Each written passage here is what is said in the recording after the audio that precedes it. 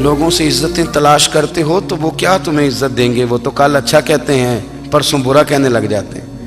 لوگوں کے سامنے گڈ بک میں آنا چاہو گے تو وہ تو سویرے تمہارے بارے میں کچھ کہیں گے، شام کچھ اور کہیں گے۔ اپنی روحانی زندگی آباد کریں، اپنے مسلح کو وقت دیں، اور دنیا سے چھپ کر، اس موبائل کو بند کر کے، اور اپنے آپ سے بھی چھپ کے اور تنہا ہو کے، چھپا کے سارا کچھ اپنے آنسو اپنے رب کی بارگاہ میں پیش کریں، اس کے حضور حاضری دیں۔ سنو نا ترمذی کی حدیث، اور اسے یاد رکھنا، نبی پاک علیہ السلام نے فرمایا اپنے دکھ لوگوں کے سامنے نہ بیان کرنا، سیٹھوں نوابوں کو نہ بتاتے پھرنا، دنیا داروں کے سامنے جا کے نہ رونا کہ میں تکلیف میں ہوں۔ فرمایا اگر دنیا داروں کو دکھ بتاؤ گے رب تمہیں کبھی غنی نہیں کرے گا، اور لوگ ہیں کہ الٹا مذاق اڑائیں گے۔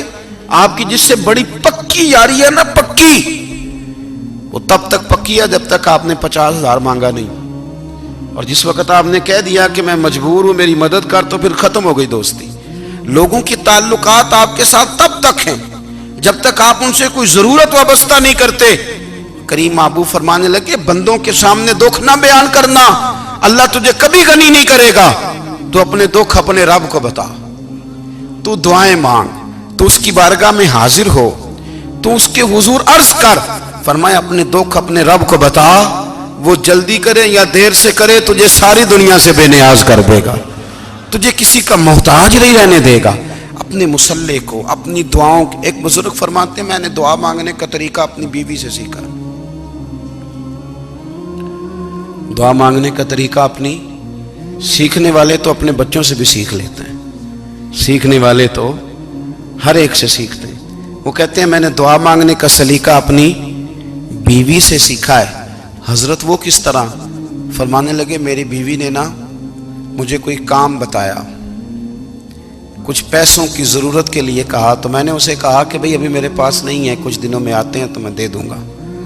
عورتوں کی عادت ہوتی ہے وہ بار بار یاد کراتی ہیں، 2-4 دنوں کے بعد پھر اس نے کہا حضرت وہ میں نے کہا تھا کچھ پیسے، میں نے اسے کہا کہ ابھی میرے پاس نہیں ہے، کچھ دنوں میں ملتے ہیں تو میں تمہیں دے دوں گا۔ اس نے کچھ دنوں کے بعد پھر کہا حضور وہ میں نے کچھ پیسے کہے تھے۔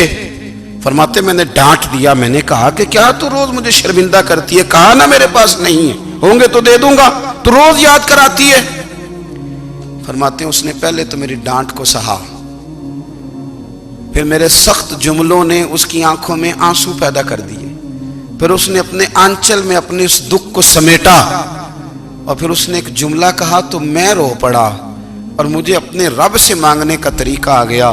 مجھے کہنے لگی حضرت جی آپ نے ڈانٹ دیا میں نے سہ لیا، پر آپ ہی میرے شوہر ہیں، بتائیں نا آپ سے نہ کہوں تو میں کس سے جا کے کہوں۔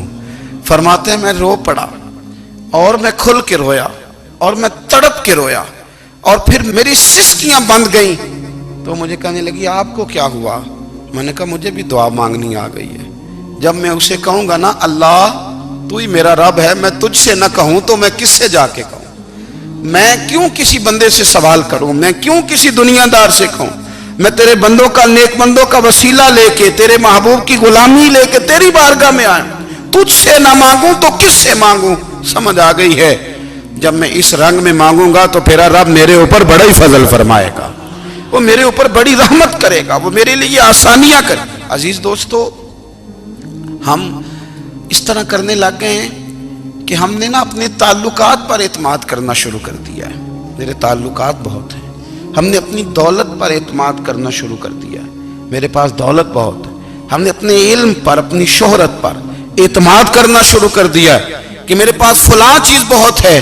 یاد رکھنا جب بے نیاز اپنی صفت بے نیازی دکھاتا ہے تو بڑی بڑی دولتوں والے مجبور نظر آتے ہیں۔ بھائیو جب انسان کا رشتہ اپنے مالک کے ساتھ ہوتا ہے پھر تو غم بھی کچھ نہیں کہتے، پریشانیاں بھی کچھ نہیں کہتی، پھر تو زندگی صبر والی، پھر تو زندگی توکل والی، پھر تو زندگی بھروسے والی، پھر انسان اپنے آپ کو رسوا نہیں کرتا، دنیا داروں سے امیدیں اس کی ختم ہو جاتی، امیدیں اللہ رسول سے لگا لیتا ہے، مضبوط ہو جاتا ہے، مضبوط، طاقتور ہو جاتا ہے، خوددار ہو جاتا ہے، باوقار باعزت ہو جاتا ہے۔ حضرت بہلول دانا رحمت اللہ علیہ بیٹھے تھے تو ہارون رشید حج کر کے آ رہا تھا، تو رستے میں حضرت شیخ سے ملاقات ہو گئی تو السلام علیکم کے بعد کہنے لگا حضور کوئی حکم ہو تو بتائیے گا. تو حضرت بہلول دنا فرمانے لگے تیرا رب کون ہے؟ اس نے کہا اللہ. تو فرمایا میرا کون ہے؟ کہا اللہ. فرمانے لگے تو بڑا ہی بیوقوف ہے، کیا تو یہ سمجھتا ہے کہ رب ہارون رشید کو تو دے گا اور بہلول دانا کو بھول جائے گا؟ تیرا بھی وہی رب ہے، میرا بھی وہی رب ہے. اس نے اگر تجھے دے کے آزمایا ہے تو ہو سکتا ہے مجھے نہ دے کے آزما رہا ہو. جب اس کی حکمت کے تقاضے ہوں گے تو عطا کرے گا اور دے گا. تو جا اپنا کام کر. بھائی اپنی روحانی زندگی، اپنی عبادات، اپنے وظائف، اپنے روزمرہ کے معاملات، اپنی دعائیں، اپنا استغفار. دیکھو کوئی مشکل کام تو نہیں 2 رکوع ہیں سورہ واقعہ کہ اگر رات کو پڑھ لی جائے تو. میں کس طرح یہ بات بیان کروں کہ تعویذ بانٹنا آسان ہے اور وظیفہ بتانا مشکل ہے. سارا دن تعویذ بانٹیں تو لوگ لینے کو تیار ہیں، اور اگر آپ وظیفہ بتائیں تو کہتے ہیں تو مشکل کام ہے. او خدا کے بندے، اگر آپ کا تعلق قرآن پاک کے ساتھ مضبوط ہو، قرآن پاک کے ساتھ اگر آپ کا رشتہ ہو، لوگ سفارشیں ڈھونڈتے ہیں نا دنیا میں کوئی تعلق مل جائے تو میرا کام ہو جائے. دنیا میں اتنا مشکل معاملہ ہے، آخرت میں مجھے بتائیے گا کتنا مشکل معاملہ ہوگا. میرے نبی پاک صلی اللہ تعالی علیہ وسلم نے فرمایا جو لوگ سورہ ملک پڑھا کرتے تھے نا، سورہ ملک، یہ سورت ملک قیامت میں ان کی سفارش کرے گی اور اس طرح کرے گی کہ کہے گی اے اللہ یہاں اس بندے کو جنت میں داخل کر دے یا مجھے قرآن پاک سے علیحدہ کر دے. تو رب فرمائے گا جا اس کا دامن تھام کے اسے جنت تک پہنچایا. آپ بات کو سمجھیں، جب آپ کے تعلقات اپنے معاملات کے ساتھ مضبوط ہوں گے، یہ نبی کریم نے وعدہ کیا ہے کہ تو سورت واقعہ پڑھ تیرے گھر میں فاقہ نہیں آئے گا. حضرت عبداللہ ابن مسعود رضی اللہ تعالیٰ عنہ بیمار تھے تو حضرت عثمان غنی رضی اللہ تعالیٰ عنہ تیمارداری کے لیے تشریف لے گئے اور جا کر کے کہا کہ آپ بڑے بیمار ہیں، آپ کی بیٹیاں زیادہ ہیں، میں چاہتا ہوں کہ خزانے میں سے کچھ مدد کروں. تو سیدنا عبداللہ ابن مسعود رضی اللہ تعالیٰ عنہ اٹھ کے بیٹھ گئے اور کہنے لگے امیر المومنین، اللہ آپ کو میری طرف سے، میری بیٹیوں کی طرف سے بہتر صلہ دے. میری بیٹیوں کو کسی خزانے کی ضرورت نہیں، میں نے انہیں خزانہ دے دیا ہے. کہا جناب آپ نے کون سا خزانہ دیا ہے، میں آپ کے مالی معاملات کو جانتا ہوں. تو فرمانے لگی امیر المومنین میرے نبی کریم نے فرمایا ہے جو سورت واقعہ پڑھے اسے کبھی فاقہ نہیں آتا. میں نے بیٹیوں کو یاد کرا دی ہے، یہ خزانہ میں نے انہیں دے دیا ہے. وہ سارے والدین سنیں جو بیٹیوں کے لیے پریشان رہتے. حضرت عبداللہ ابن مسعود نصیحت کر رہے ہیں، فرمانے لگے میں نے سورت واقعہ یاد بھی کرا دی ہے، پڑھنے کی عادت بھی ڈال دی ہے.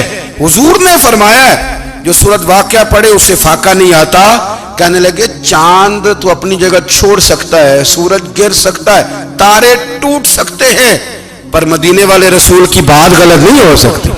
حضور نے فرمایا فاقہ نہیں آئے گا تو انشاءاللہ کبھی بھی نہیں آئے گا.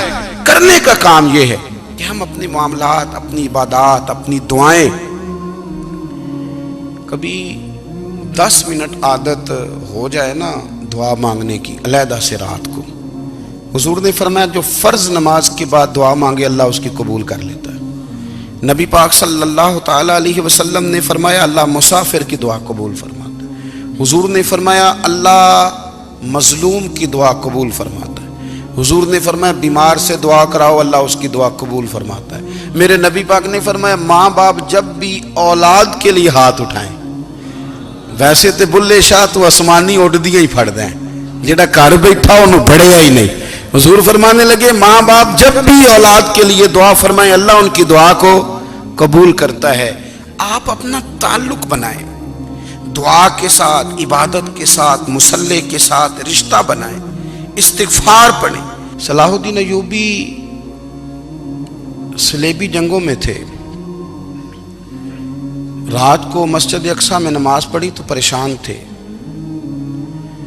ایک بزرگ سے ملاقات ہوئی تو وہ کہنے لگے کہ آپ بڑے پریشان ہیں. کہنے لگے حضور پریشان اس لیے ہوں کہ پہلے ہی مسلمان کمزور ہے، اب میں نے سنا ہے دشمن کا ایک بحری بیڑا وہ جنگی سامان سے بھرا ہوا آ رہا ہے، تو اب ان کے پاس اور تلواریں اور نیزے آ جائیں گے، مسلمانوں کے پاس پہلے ہی وسائل کی کمی ہے، پریشان ہو کس طرح کر کے مقابلہ کریں گے. یہ بات کہتے ہی صلاح الدین ایوبی نے بزرگوں سے کہا حضور آپ بھی دعا کرنا، دعا کی بڑی طاقت ہے. میرے نبی پاک نے فرمایا دعا مومن کا ہتھیار ہے، دعا مومن کا، دعا مومن کا۔ حضور نے فرمایا تقدیر کو سوائے دعا کے کوئی چیز نہیں بدل سکتی۔ دعا مومن کا ہتھیار ہے، یہ کافر کے پاس کوئی نہیں، یہ ہتھیار ہے مومن کا۔ اللہ کرے آپ کو سمجھ آئے، پھر سنیں، کئی بار کہہ چکا ہوں، یہ ہتھیار ہے۔ کافر کے مقابلے میں جو تیرے پاس سب سے بڑا ہتھیار ہے وہ دعا ہے۔ دعائیں کرانی چھوڑ دی، کرنی چھوڑ دی، لینی چھوڑ دی۔ حضرت سیدنا انس بن مالک رضی اللہ تعالیٰ عنہ فرمایا کرتے تھے، میں نے وہ رنگ دیکھا ہے جب حضور دعا مانگتے تھے اور حضور کی مقدس آنکھوں میں آنسو بھی ساتھ ہی بہا کرتے تھے، میں نے وہ انداز دیکھا ہے۔ تو صلاح الدین ایوبی بزرگ سے کہنے لگے آپ بھی دعا کیجیے، اور خود رونے لگے اور سر سجدے میں رکھ کے رونے لگے، اور عشاء سے لے کر فجر تک روئے، خوب روئے۔ صبح وہ بزرگ آئے تو صلاح الدین ایوبی کا خوبصورت اور ہنستا ہوا چہرہ دیکھا، کہنے لگے آپ بڑے خوش ہیں، رات تو میں نے بڑے روتے ہوئے دیکھا تھا۔ تو کہنے لگے حضور وہ جو بحری بیڑا آ رہا تھا نا وہ پانی میں ڈوب گیا ہے، اب وہ نہیں آ رہا، ابھی خبر آئی ہے تو میں بڑا خوش ہوں۔ بزرگ کہنے لگے اٹھ سینے سے لگ اور سن ایک بات، وہ بحری بیڑا پانی میں نہیں ڈوبا، وہ تیرے آنسوؤں میں ڈوب گیا ہے۔ وہ جو تو رات رویا ہے نا رب کریم کی بارگاہ میں، تو وہ ڈوب گیا ہے۔ حضرت عائشہ صدیقہ رضی اللہ تعالیٰ عنہ فرماتی ہیں ایک عورت تھی اور اسے نبی پاک صلی اللہ تعالیٰ علیہ وسلم نے نا وہ کلمہ پڑھ کے مسلمان ہوئی، مدینہ طیبہ آ گئی، تو حضور نے مسجد نبوی شریف میں اس کے لیے مکان، ایک سادہ سا کمرہ ساتھ مسجد کے بنوا دیا، وہیں رہنے لگی۔ اکثر وہ سیدہ طیبہ کے پاس آتی تو حضرت عائشہ صدیقہ رضی اللہ تعالیٰ عنہ فرماتی ہیں وہ بڑی باتیں سناتی اور آخر میں کہتی وہ ہار والا دن بھی بڑا عجیب دن تھا، اور میرے رب کی قدرتوں کا دن تھا، وہ بھی بڑا عجیب دن تھا۔ سیدہ عائشہ صدیقہ رضی اللہ تعالیٰ عنہ ایک دن فرمانے لگی کہ تو ہار والے دن کا بڑا ذکر کرتی ہے، وہ کیا دن تھا؟ تو خاتون کہنے لگی اماں جی وہ دن تھا جب میرے رب پر بھروسہ اور مضبوط ہو گیا، جس دن میرا اپنے رب پر توکل اور بڑھا، میرے ایمان میں یقین میں اور پختگی آئی۔ کہنے لگی میں ایک گھر کی کنیز تھی، نوکرانی تھی، اس گھر میں ایک بچی تھی جس کے پاس سونے چاندی ہیرے جواہرات کا ہار تھا۔ اس زمانے میں نا چمڑے کے اوپر لوگ ہیرے جواہرات لگاتے تھے، کئی دفعہ سرخ رنگ کے چمڑے پہ لگائے جاتے تھے، وہ بچی پہنتی تھی۔ تو کہتی ہیں وہ بچی کے اس نے اتار کے رکھا یا اس سے گرا وہ ہار، تو چیل اسے اٹھا کے لے گئی گوشت سمجھ کے، اور میرے سامنے اٹھا کے لے گئی۔ گھر والوں نے مجھ سے پوچھا، یہ بخاری میں موجود ہے، گھر والوں نے پوچھا مجھ سے کہ وہ ہار کہاں ہے، تو میں نے کہا چیل اٹھا کے لے گئی۔ گھر میں کچھ چوری ہو جائے تو سب سے پہلا الزام کس پہ لگتا ہے؟ ملازمین پہ۔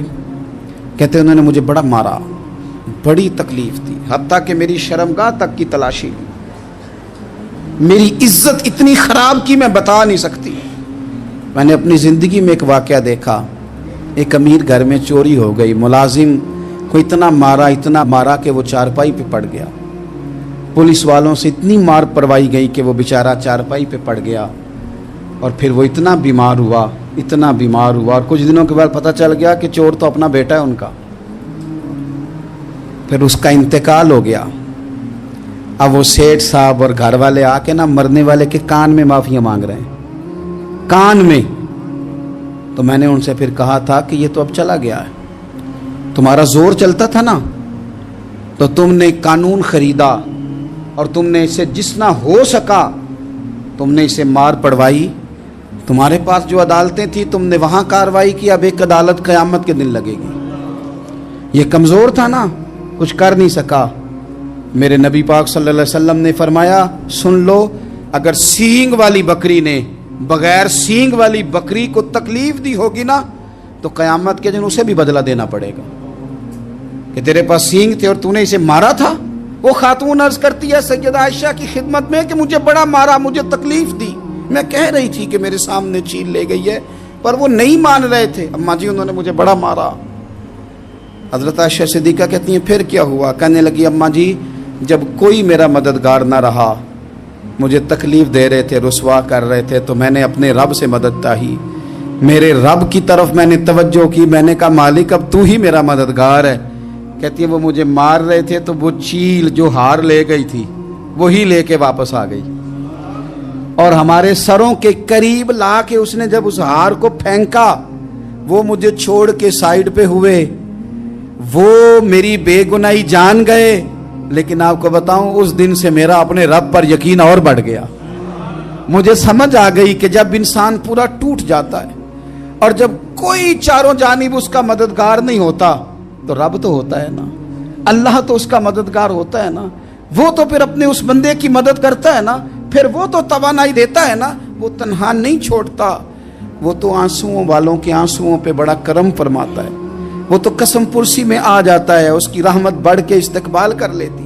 ओ मेरी मिल्लत के जवानों, मज़ा नहीं आ जाता जब सारी दुनिया सोई हो, सारी दुनिया, और बिस्तर भी गर्म हो और नींद भी पूरा गलबा कर रही हो, और अचानक घंटी बजे दिमाग में, आंख खुले, घड़ी पे नजर पड़े, 3:30-4 बजे का पैगाम घड़ी बताए, और कोई चढ़ती जवानी वाला उठ के वुजू करे, और जब वो मुसल्ला खोल के बिछाए तो मदीने वाले महबूब कहते हैं कि हर नमाज पे रब सवाब देता है, और जो उठ के तहज्जुद की नमाज पढ़े उसे देख के तो रब मुस्कुराता है, जो उसकी शान के लायक है, जो उसकी शान के लायक, वो मुस्कुराता है, खुश होता है कि मेरा बंदा तहज्जुद में उठ गया, वो मुस्कुराता है।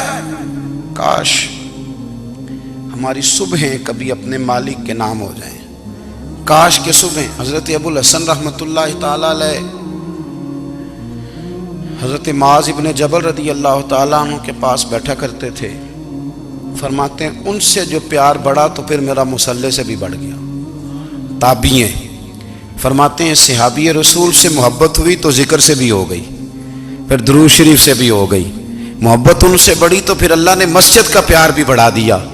आप फरमाते हैं कि मेरी हर वक्त तबीयत चाहती थी कि बस अल्लाह अल्लाह करूं, बस अल्लाह अल्लाह करूं, बस ना मैं ज़रा थोड़ी जान छुड़ाऊं लोगों से, कुछ 10 मिनट मिले तो मैं कुछ 4 नफल पढ़ लूं, मैं थोड़ा सा ना बचूं लोगों से, और मुझे तस्बीह मिले तो मैं ना कुछ 400-500 दफा इस्तिगफार पढ़ूं, सुभान अल्लाह, अल्हम्दुलिल्लाह, अल्लाहु अकबर, ला हौला वला कुव्वता इल्ला बिल्लाह, मैं ना तस्बीहात पढ़ूं। फरमाते हैं कि बच्चे थे घर में 6-7, गुर्बत थी, काम मिलता कोई नहीं था, और मैं काम चोर नहीं था, काम ढूंढता था, पर अल्लाह की कुदरत के काम नहीं मिलता था। फरमाते हैं कि मैंने एक दिन अपनी अहलिया से कहा कि आज मैं फिर जाता हूँ काम ढूंढने, तो मेरी बीवी बड़ी फरमा बरदार थी, पर उस दिन ना गुर्बत के हाथों तंग आके कहने लगी, आज नाना कोई तू चीज़ लेके आया, तो मुझसे बच्चों की भूख नहीं देखी जाती है, सब रोगां दा रोग मुहम्मद जिसदा नाम गरीबी, कंड बुला के लंघ जाते नहीं दोस्त यार करीबी, आज ना कुछ लेके आया तो मैं बच्चे लेके मेके चली जाऊंगी। शेख फरमाते हैं कि मैं बड़ा परेशान घर से निकला, पर मैंने सुबह से लेके जोर तक काम ढूंढा, काम मिला कोई नहीं। तो मेरे दिल में ख्याल आया, चलो काम नहीं मिलता तो अल्लाह अल्लाह तो करे ना, चलो बंदों की मजदूरी नहीं मिलती तो रब करीम की इबादत ही करते हैं। फरमाते हैं कि मैंने ना फुरात के पानी से वुजू किया, नहर के, शदीद धूप थी, साथ रेत थी और रेत तप रही थी, मैंने अपना रुमाल वहीं मुसल्ला के तौर पर बिछा लिया, और फरमाते हैं कि जोर से लेकर असर तक नमाज पढ़ी, धूप भी पूरे जोर पे, पर मेरे सजदे का ज़ौक़ भी पूरे जोर पे। फरमाते हैं सूरज भी चमक रहा है और रब की इबादत का ज़ौक़ भी पूरे जोर पे, मैं सजदा करूं तो फिर मेरा उठाने को जी ना चाहे। मेरे उस्ताद लिखा करते थे, ये उनका शेर है, वो कहा करते थे, मुझे सोज दे, मुझे साज दे, और मुझे नीम शब का न्याज दे, दमे सजदा खुद को मैं तोड़ दूं, मुझे ऐसा ज़ौक़े नमाज दे। और मैं तेरी बहार का फूल हूं, मैं खिला भी हूं तो तेरे लिए, मुझे मेरी शाख से तोड़ ले, मुझे अपनी जुल्फ का नाज दे। भाई फरमाते हैं कि असर तक मैंने नफल पढ़े, दिल ढलने लगा, असर की नमाज पढ़ी और मैं वहां से चला।